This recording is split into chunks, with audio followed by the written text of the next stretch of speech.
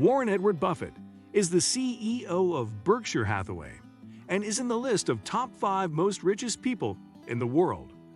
He has been nicknamed Oracle of Omaha for his successful predictions of the stock market. In today's video, we are going to discuss who is Warren Buffett and how did he get so rich. Number 1. Childhood struggle. As a child, Warren went door to door selling bottles of Coca-Cola as a way to add something to his monthly allowance. He made his first investment at the age of 11 years old, when he first bought 3 shares of City Service Preferred, with per share being of $38, and sold them immediately. When the share rose to $40, he earned a small profit from it. But his joy was short-lived, as the shares soon rose to $200. According to Warren himself, he later regretted his decision, but this setback acted as a stepping stone in his professional career. In his young teenage years, Warren Buffett started working as a paperboy, selling magazines, newspapers, and calendars. Because of this, he was successful in making up to $2,000 at the age of just 15 years.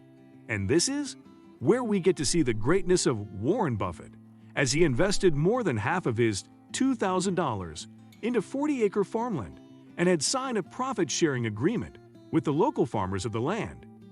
In his late teenage years, probably when he was 17 years old, Buffett started a business with one of his friends. He purchased a pinball machine for $25 and placed it in a local barber's shop. After some months, they had several machines in different barber shops all across Omaha, and this used to get them $25 every week. Later, they sold this business to a war veteran for $1,200. Number 2. A born entrepreneur. From the very beginning, Warren had a liking for entrepreneurship. That's why after failing to get into Harvard University, Warren Buffett wrote a letter to David Dodd, the co-author of the book Security Analysis. He asked to let him study and practice business under him and Ben Graham, the 2 famous investors. He later learned stock analysis. Warren Buffett then started studying value investing from Benjamin Graham. At Columbia Business School, value investing is the study of having fundamental research to identify cheap stocks. Number 3. Life after graduation. He graduated with a degree of Master of Science in Economics in 1951, and then in the following year, he returned to his hometown and started working as a registered investment advisor. He later on took the Dale Carnegie Public Speaking course, which proved to be quite beneficial in his professional career.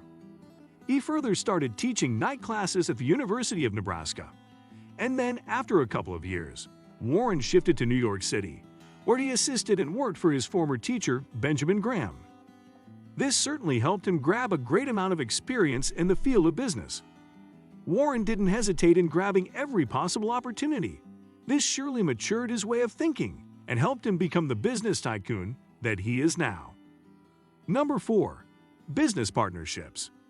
By the time of 1956, Warren Buffett had accumulated wealth up to $174,000.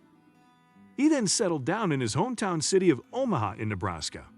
There he spent most of his time as a securities analyst and investment salesman. In the same year, he started Buffett Partnership with his close friends. There he asked one of his friends, who was a doctor, to find 10 more doctors who are willing to invest $10,000 each.